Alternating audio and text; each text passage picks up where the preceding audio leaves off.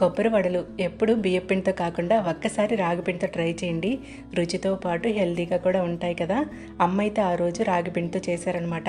1.5 kilo రాగి పిండికి kilo చొప్పున బెల్లం, 1/2 కిలో కొబ్బరి, 1/2 కిలో బొంబాయి రవ్వ, 100 గ్రాముల తెల్ల నువ్వులు, కాస్త ఇలాచి పొడి తీసుకున్నారండి. బొంబాయి రవ్వని ఒక్కసారి వాష్ చేసి వాటర్లో కాస్త మునిగే వరకు నానబెట్టుకోవాలి. అలాగే బెల్లంలో కూడా కాస్త వాటర్ పోసి కరిగించి పక్కన పెట్టుకోవాలి. కొబ్బరిని తురుముకోవాలి. వీటన్నింటిని ఒకదాని తర్వాత ఒకటి వేసేసుకొని బెల్లం నీళ్ళతో వడలు తట్టుకునే విధంగా కలుపుకోవాలండి. ఒకవేళ బెల్లం వాటర్ సరిపోకపోతే నార్మల్ వాటర్ పోసి కలుపుకోవాలన్నమాట.